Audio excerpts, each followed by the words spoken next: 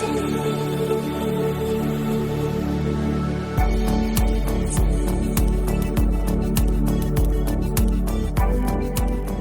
Welcome to the Climate and Coordination RCAST, where every week we'll be discussing topics related to all things climate change and RChain's role in the solution.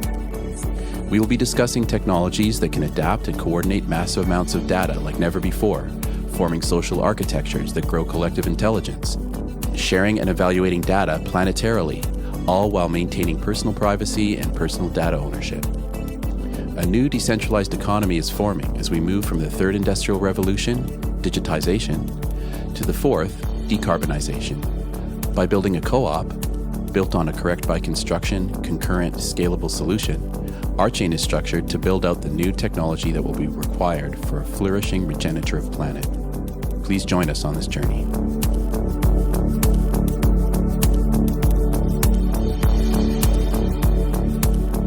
Okay, welcome to the newest iteration of the Climate and Coordination RCAST. This week there is lots to talk about, but we'll just say first at the beginning, there has been a continuation of progress being made about climate change and other related issues from the new administration in the United States. And so we're definitely now, it really feels like in a new era, which is great. And it really feels like you have to pay attention quite closely to even catch everything that's happening, because they seem to be moving pretty swiftly in a lot of different positive directions, and hopefully they stay moving in positive directions with regard to climate, especially. But I just wanted to highlight some of the new things that are happening, and there's quite a bit. So the first thing I wanted to mention, this is a piece from Vox, and I really love that Vox does a great job of compiling a lot of different sources, and they also do a lot of really high quality background, and obviously they're known for their kind of viral explainer videos, but this is a great piece that really highlights what is happening with this new I guess you could call it a sort of global science campaign. The headline says Biden wants to triple protected lands, and the goal is to conserve 30% of land and 30% of ocean waters by 2030. This is a global goal set out by scientists. And Biden has now said that as far as the United States is concerned, he is for this.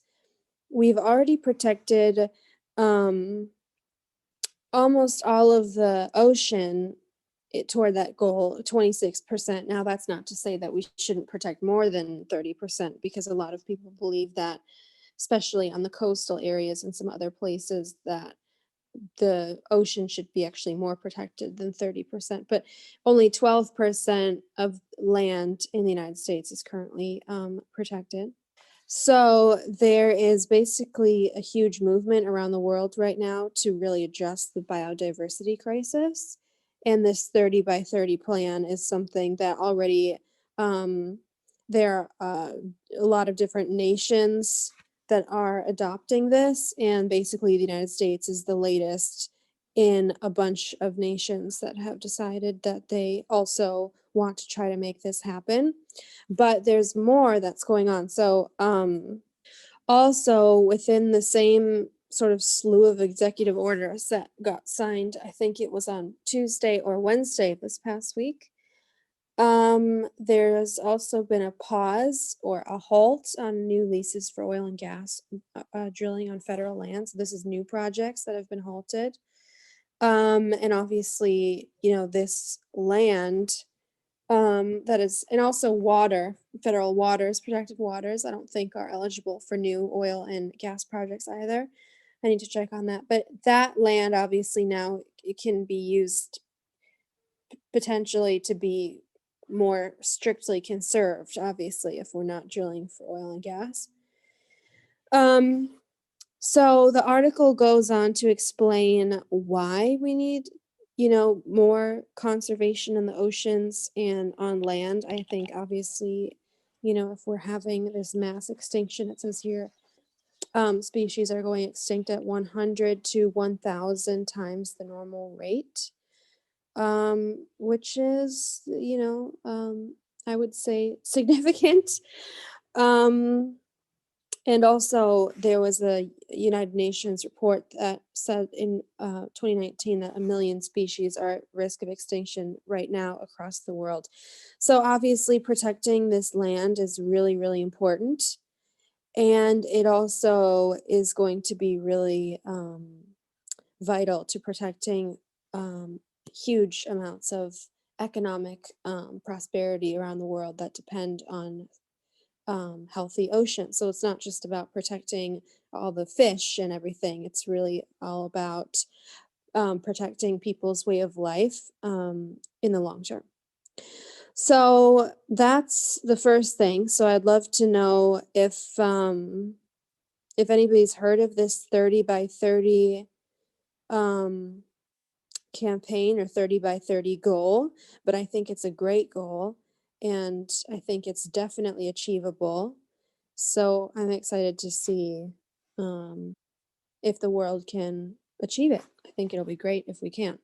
Oh, and I see Steve Ross Talbot has joined us. Hi, Steve. Hi, Nora. Hi. So are there any comments about that one? If not, I can move on to the other piece that I wanted to share.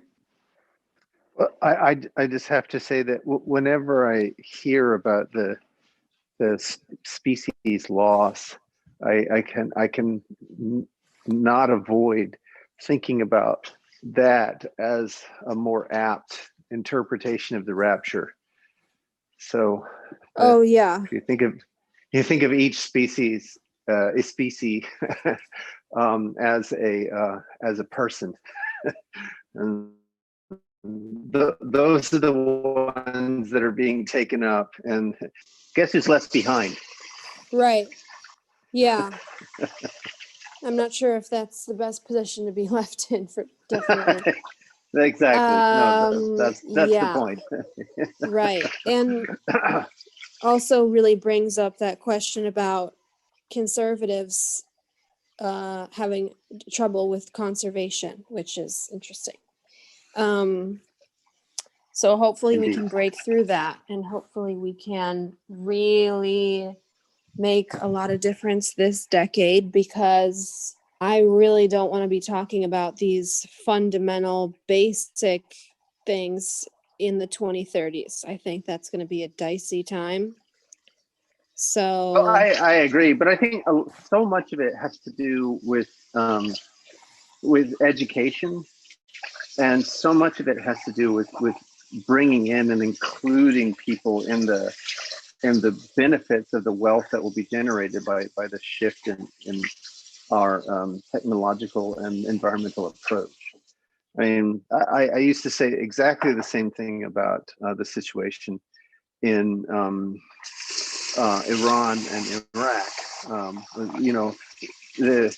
We dumped boatloads of money into that by a military solution, but if you just instead of spending the money that way, you just dumped buckets of dollar bills, then the people would have ended up much happier. They would have been, essentially fat and happy, right? And that's how you de-radicalize people. You give them access to prosperity and education. absolutely, yeah. And actually, that logic is even being used in the United States right now about more stimulus, and that's kind of one of the ideas behind it. That's exactly right. The way to de-radicalize the various factions in the U.S. is just to give them health care and access to financial opportunity, and give them some education. And at that people point, with dignity rarely see a need to blow things up. Yeah, that's exactly feel. right.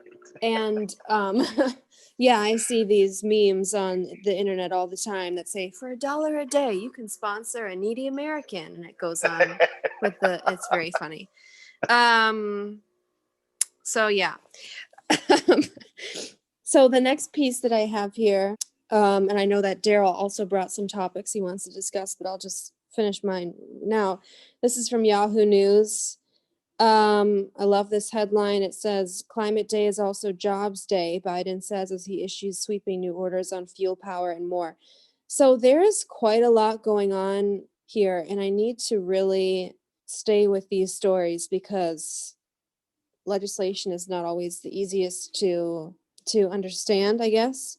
But there have been a slew of new executive orders, and I'll just read a little bit from this piece about some additional orders besides the 30 by 30 goal. And then obviously we already talked about the pause on new oil and gas leases on federal lands.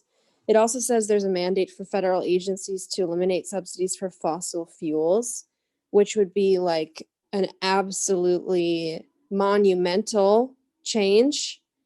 I'm not sure what the date is on that. I think the mandate, is going to probably be set for the future. I don't think he's already ended fossil fuel subsidies because otherwise that would have been a headline in its own. But it looks like that is something that they're trying to do. Also, they are already trying to convert the fleet of federal vehicles from fossil fuel powered to electric. And that's actually over 500,000 vehicles. So that's quite a lot of vehicles right there. And it looks like they're trying to make sure that they're all made in the United States, which is great.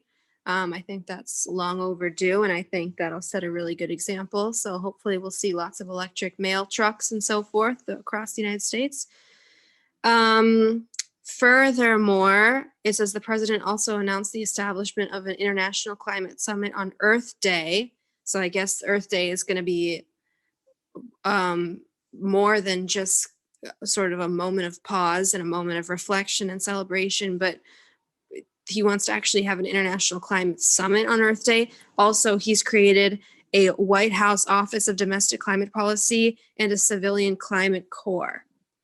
So, and I understand John Kerry is going to be involved with those as well as some other people. So basically, it seems like for the first time ever, the federal government is really deciding to hire people to work on this full time, which I don't know why they didn't do that in the 90s or whenever the climate crisis became mainstream.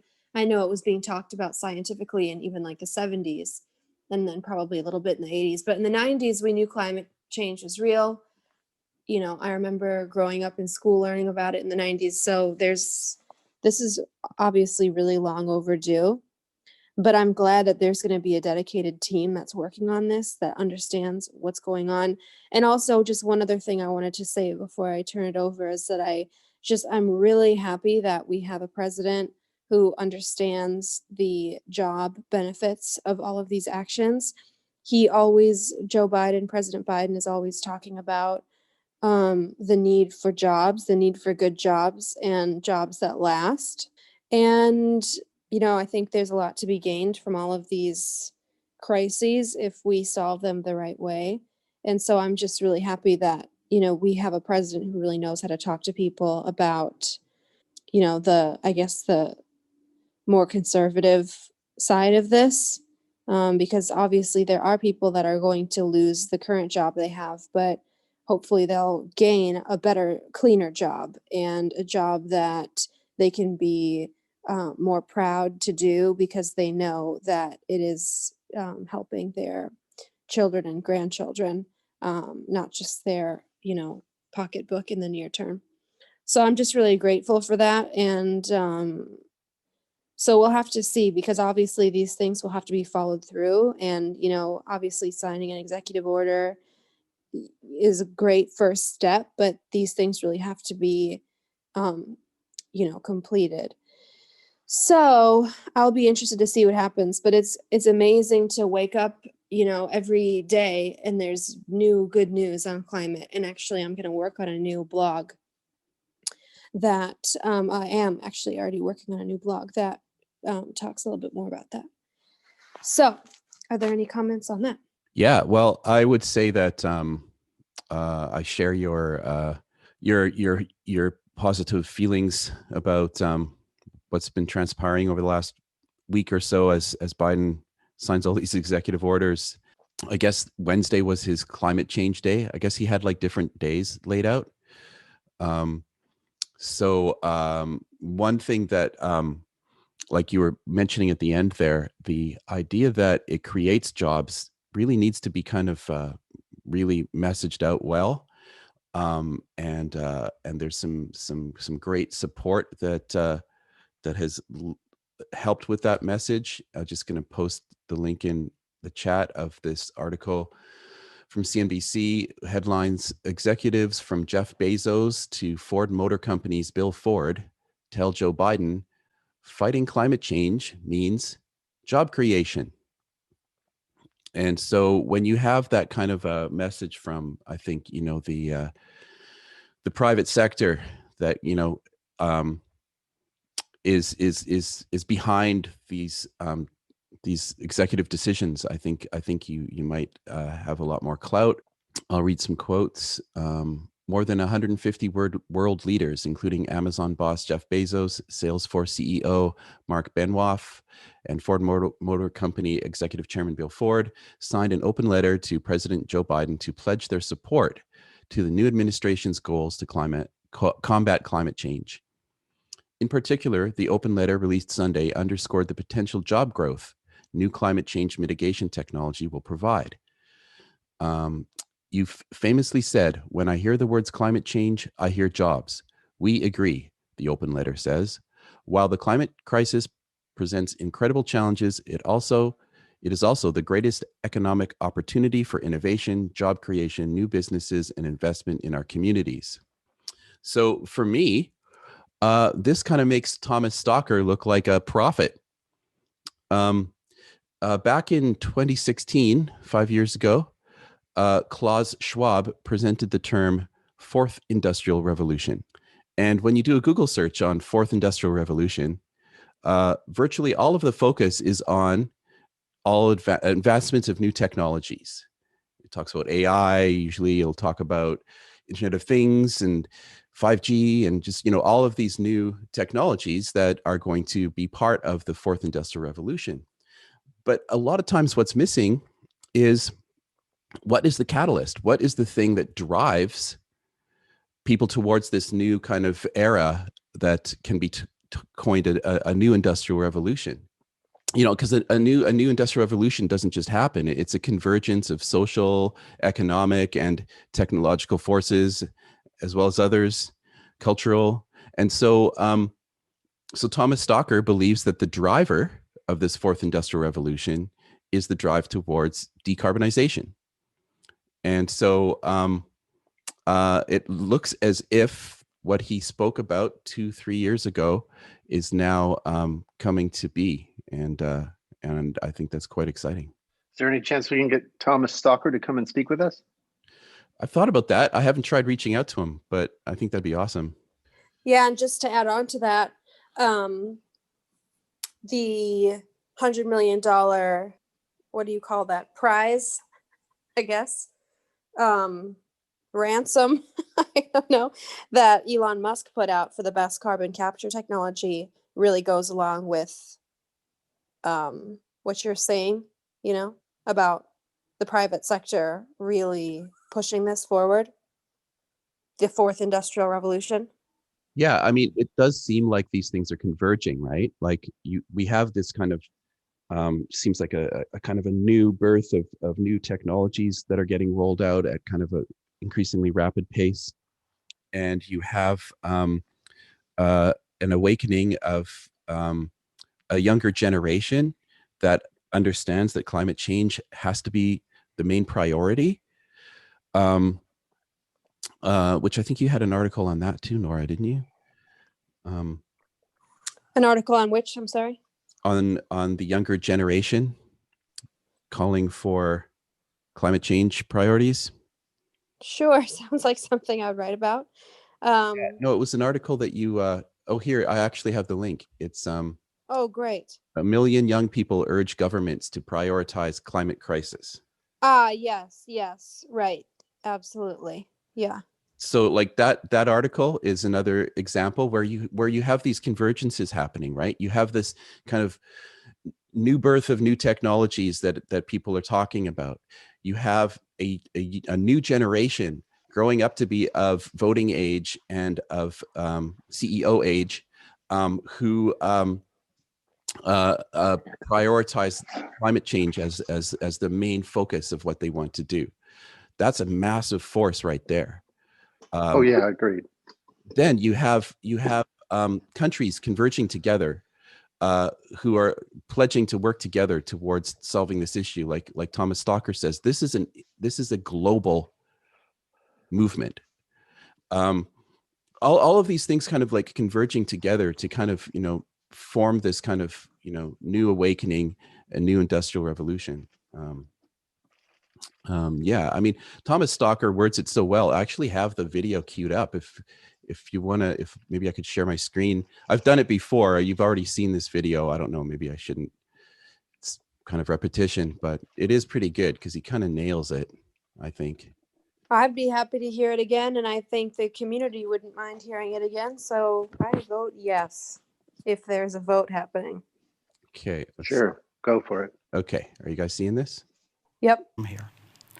What we need is an industrial revolution in order to limit climate change to well below 2 degrees Celsius, what the Paris Agreement simply says.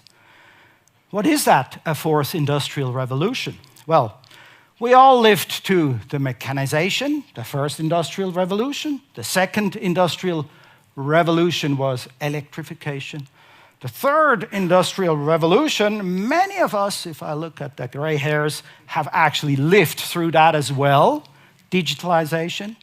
We're still in that industrial revolution. But the fourth industrial revolution looks like this.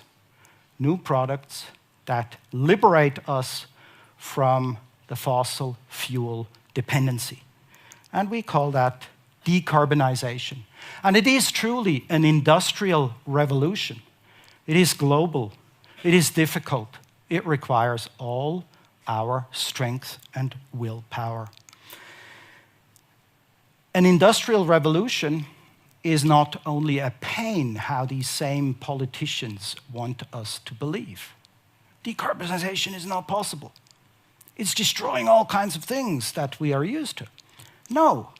Look at the past 3 industrial revolutions. What did they do? They created smarter products.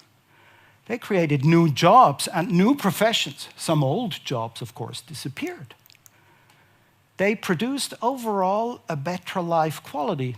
And with the mistakes that we have experienced in the past 3 industrial revolutions, I'm personally convinced that we will make fewer mistakes in that 4th industrial revolution. And overall, every of the 3 past industrial revolutions has created new values. Thank you very much for your attention.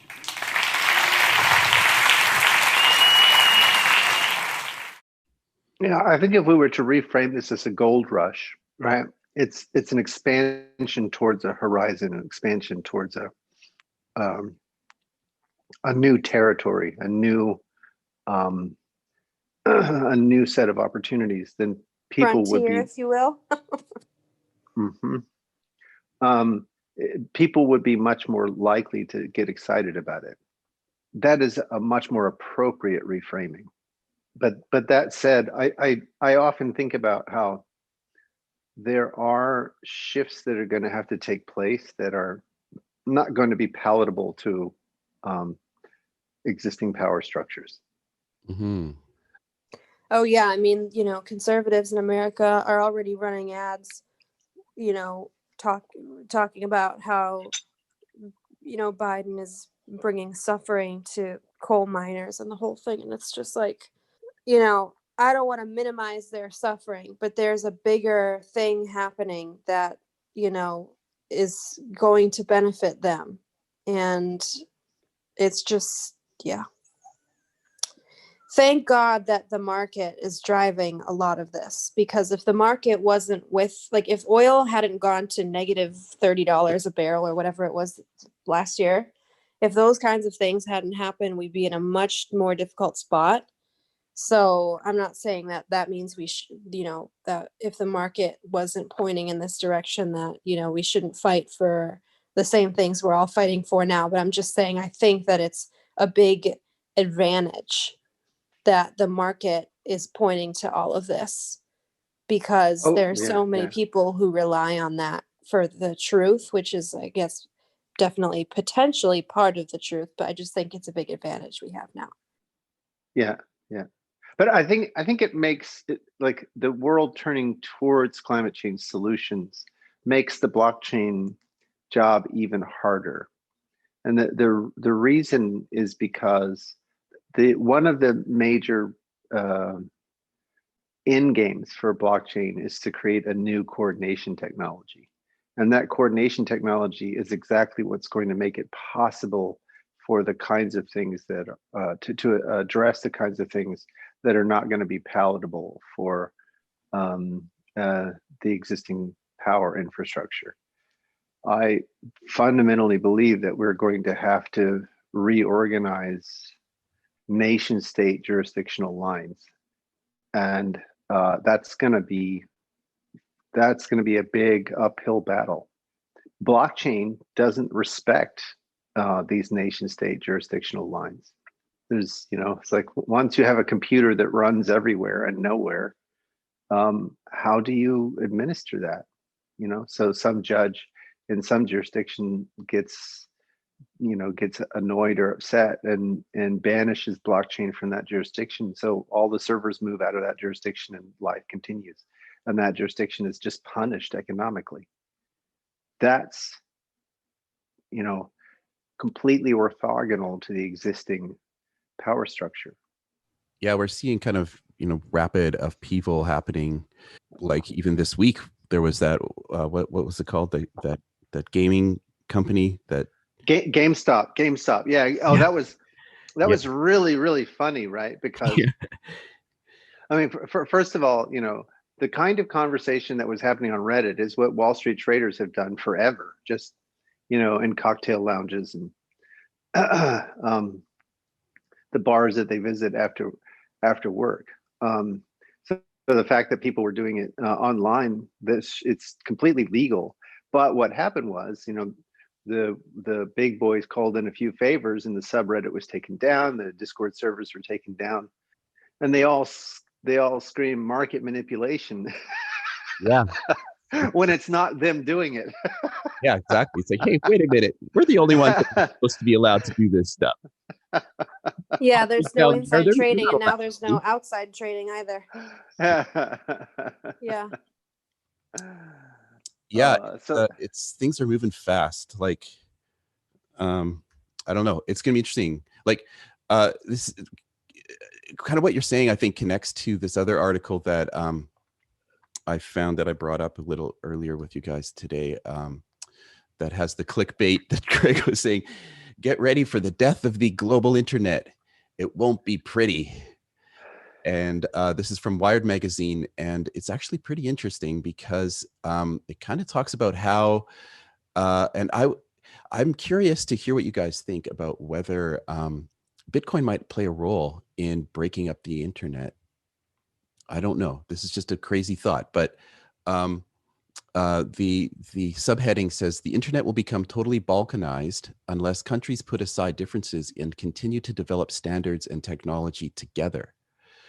I'll just kind of keep reading the article. The technologies and standards that underpin communication around the world are, for the most part, global and interoperable, from the microprocessor architectures that power everything we do, to the standards set by bodies such as the Internet Engineering Task Force, which oversees the way the internet works, and 3GPP, which has a similar role for mobile communications. We have developed an inexorable tendency to commonality. We all use Intel and ARM designed microprocessors in the devices we own. Our mobile phones can work pretty much anywhere on the planet. Transport layer security protects our online lives, whatever browser we use and whatever service we're using. something that has been critical during the COVID-19 pandemic.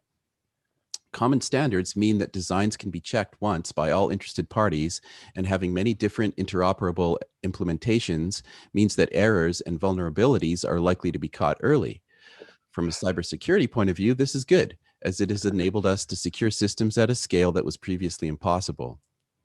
No system is ever perfect, but making security open and a commodity is our best bet. In 2021, we risk losing this advantage as we see the beginning of the balkanization of technology and standards. States compete, and as we know now, are increasingly weaponizing information to gain advantage, breaking into other countries' networks to steal data, seed misinformation, or disrupt infrastructure. But now we are seeing states use the development of and access to technology as tools of statecraft. States don't like strategic dependence. And so in 2021, they will develop standards and technology that diverge from global commons and which embody their values and which they control. This will be more than the different flavors of the internet we're already seeing emerge. It will be a fundamental shift in how technology is developed, owned, accessed, and leveraged by nation states and companies. In 2021, new alliances will form around the creation of indigenous and sovereign versions of the technology we use to communicate and manage modern life. We will see standards bodies fragment and supply chains and infrastructure redesigned to allow with these new realities. States will start to take more drastic action to ensure that their supply chains are protected and that their sovereign silicon to service technology stacks are insulated from the actions of others and enforce their national values. The global debate around 5G security has led to a position where we will likely see two independent camps moving forward, ostensibly led by the US and China. They're likely to develop the standard in slightly different ways, driven by national requirements and values. China will accelerate its Made in China 2025 strategy to ensure it owns and builds critical technologies. As a result, other nations will have to decide which camp better serves their national interest, since the only companies that produce this technology are bound to those countries. This will establish a pattern which will be repeated across other critical technologies. The multi-stakeholder approach to standards that ensures no one party has too much power will be more critical than ever to ensure that we can continue to do cybersecurity at scale. But just as important is ensuring that there is a diverse set of companies that can provide these technologies and that we continue to have interoperability.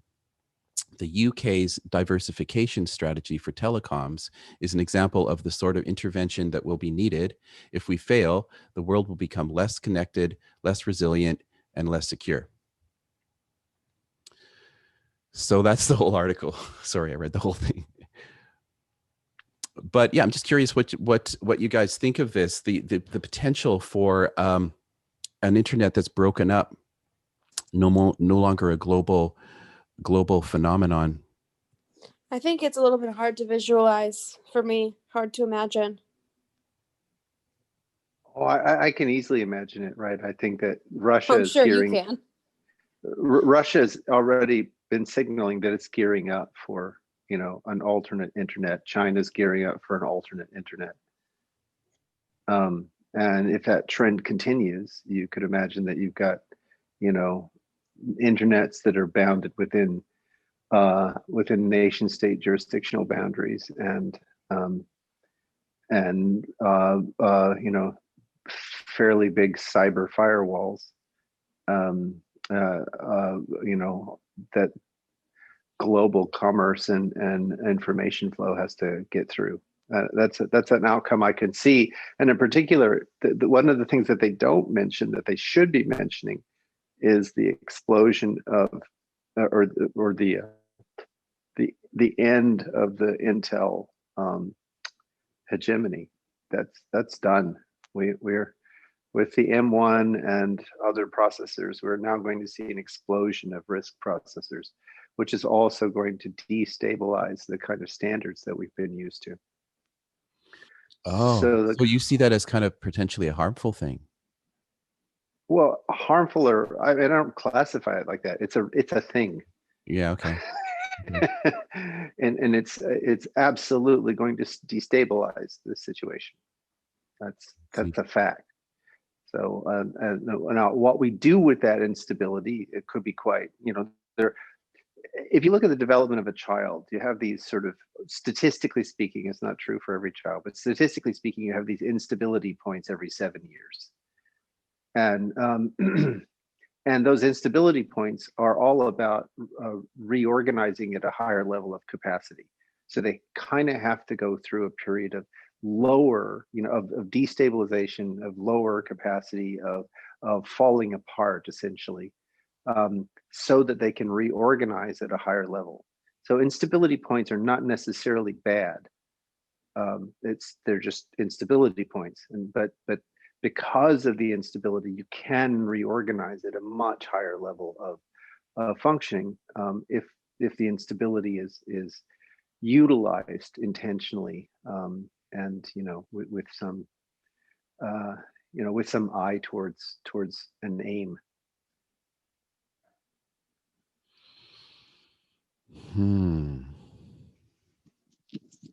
But don't different nations already kind of create their own internets through different types of censorship and things like that? Isn't that basically what they're already kind of doing?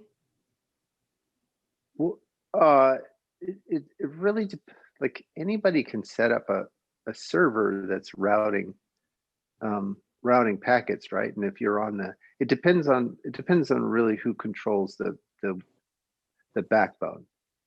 But there's another kind of instability point, which is going to happen because people like Elon Musk are putting up these satellite networks. So you don't have to have the same kind of ground-based backbone if you have satellite infrastructure. I was thinking about. I was wondering how Elon Musk's global satellite internet initiative would affect the kind of potential outcomes that this article brings about. Yeah. So one of the biggest things with the FCC's deregulation of the internet, the end of the net neutrality, is that also brings about a pressure point, right? The pressure is that you get the major backbone providers starting to favor certain kinds of commercial packet flow over other kinds of packet flow. Right. So that's a real thing, and then there will be counter actions to that. So one counteraction is the satellite network. The other counteraction is there's a lot more that you can do with modems than people are, with the Wi-Fi routers than people are doing today. You can do all kinds of channel slicing that can significantly increase the bandwidth that you do, and then you have a completely decentralized fabric, right? So it's like if every neighborhood is filled with these high-speed Wi-Fi routers, and they all connect into a giant mesh network, then you can go around the big fat pipe providers that way as well. So between the two, you have this other kind of instability. One is moving towards centralization, the other is moving towards decentralization. So those are also pressures on this growth path. Wow, fascinating. Yeah, it is an interesting world that we're going to be in. I would just wonder how, if you follow the kind of idea that eventually there will be a digital US dollar or a digital renminbi, and there will be blockchain based, how that would factor in with everything you've been talking about. The kind of like battle to be the most dominant economy in the world. Like, right now, depending on what website you go to, you'll either believe that the US is the biggest economy in the world or China is the biggest economy in the world. Yeah, but see, the thing about blockchain technology is it makes it possible to how do I say this? So So prior to blockchain, establishing a currency was a really tough job. You have to have just giant amounts of infrastructure and for one thing, and then on top of that, you have to have a military to enforce it. So that means that fiat currency is just a huge investment from the point of view of any country or institution that's going to maintain such a thing. And blockchain reduces that down to potentially a few 100,000 servers and the flip of a button. So I mean, the cost reduction in creating currencies is astronomical. It's several orders of magnitude to reduce, minting a currency. And now you can have people gathered around a currency because of values alignment, and because of common interests. So again, this is what I was trying to talk about. It's like the idea that you're going to have some kind of fidelity to a nation state when so much of the nation state was organized around, the benefits of a currency, the benefits of a common currency, that goes away. Like anybody can, when RChain is ubiquitous, anybody can mint a currency, and now the only job is to get enough people behind the values of that currency. And if they link it to a collection of utilities that make a lot of sense, then it's quite easy to attract large scale populations. And we've seen that, right? I mean, the existing data that we have with Ethereum and Bitcoin and some of these others is indicative that the better the technology gets, the easier it will be to attract people towards common causes and common goals. So the idea that somehow currency has to be linked to a nation state it's already in the rearview mirror. It's gone. Yeah, so that just begs the question of like, when are the rest of those jurisdictions going to fall away? Because they've fallen away with respect to so many other aspects of life.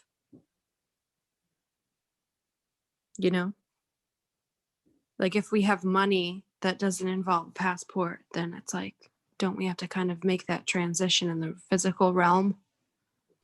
Well, but that's it. That is precisely it. This is what I'm trying to say, is that what we're about to see is this enormous change. I don't think people are I know the Pentagon sees this, right? But they're seeing it from the lens of a threat, right? They're looking at these kinds of changes, this idea of digital nations, as a threat to US sovereignty. And that's the way they're doing the analysis.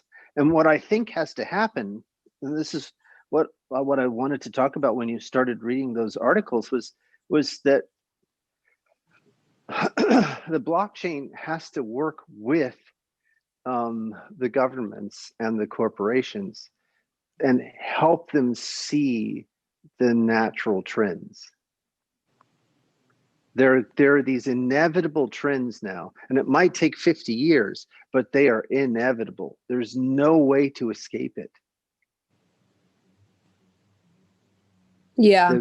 The nation state boundaries are just going to dissolve. And I and especially given how bankrupt they are, right? If you look at, like, one of the things that the Bitcoiners have right is they do an analysis of how much the nation state financial positions are eroding because they all print money. The value of the US dollar over a 50-year period is insane in terms of how much it has eroded. Yeah. Now I don't believe that a supply of 21 million tokens is the right answer. What I do believe is that starting to think about currency as a gamification of it's all about motivating behavior, and if we get just intentional and conscious about that, where do we want to put our behavior? Where do we want to organize ourselves in terms of growth as a society, as a global society? That I think, and I think that has enormous opportunities for everyone. It's like talk about, it's kind of this amazing amalgam of the communist dream and the American dream, right? Both get to both get to be completely re-envisioned from this perspective. And you begin to seek, there's something that emerges from the death throes of capitalism and the death throes of what communism was, that begins to make more sense out of, to each according to their need, from each according to their ability. I think that has there's more truth to that than was ever gotten out of any of the communist regimes. And oftentimes we saw we saw that realized more effectively in, people who lifted themselves by their bootstraps, out of, the streets of Chicago, like Barack Obama and folks like that. So there's a set of trends that are happening that I think are completely unavoidable, but it's going to take a lot of effort to have it happen in a way that the disruption is not violent. Right. Yeah, I think that's one thing I'm really looking forward to seeing, especially with regard to all this stuff with oil, because, oil is not just like a commodity. It's not just energy. It's also really like has determined the way a lot of governments have functioned and drawn a lot of borders in a lot of places and things like that. Yes. So, but it seems like it's kind of falling away kind of piece by piece. Like first the price goes way down, then it's like then we start to not have new contracts. It's like there's just these new like little milestones that happen. So I think hopefully this gradual but hopefully swift, steady wins the race kind of mentality can keep a lot of these things non-violent, because oil and like currency and all these things that we're talking about and the internet are like extremely interwoven with society, and they're also very volatile, obviously, because we're talking about money and information and energy, which is like what could be more disruptive than that potentially. But I feel encouraged when I look at what's happening with fossil fuels, because even though it's not happening as fast as I think it absolutely needs to happen, there is still like steady progress towards that. Like another domino falls every few weeks. Yeah, but you have to think about like what's Dubai gonna do? What think about all those nations. Well, Dubai has a huge potential for solar. I mean, I don't know, Crimea River. I don't know what to say, but no. I'm totally with you. But I'm just saying that those are populations that have been experiencing wealth and power for a long period of time. And that's going to stop. Yeah, I mean, the world is changing, it's... and but think about what we talked about, like what's the way to de-radicalize people, make them fat and happy. And so the ones where you're taking away that, they become more radical. So you have to be very, very careful about the way things are. Right. You see what I'm saying? Yeah, absolutely. You can't just take the lollipop away from the baby. You have to then give him a cookie so that they don't realize what's happened. And great metaphor. Thank you. In America, I think we've, experienced that like really significantly in a lot of I mean, like, I graduated high school the year the the housing crash happened. So it was like, go out into the world, good luck. And we were all like, what? What's going on? So I think, you know, there are a lot of people who've experienced that, and hopefully we'll find a way forward. But we are out of time now, so I'm not sure if anybody has any last burning comments. I just want to make sure nobody had anything else they wanted to make sure they could say. Okay, great. Well, thanks everybody for a great discussion today. Please subscribe to RChain on YouTube, follow RChain on social media. And if you'd like to become a member, you can do that at rchain.coop. And if you'd like to be a guest, we're definitely looking for guests. And we hope to have a lot more guests on this year. So if you or someone you know is interested, email climate@rchain.coop. And thank you, everyone. Bye, everybody. Thank you all. Let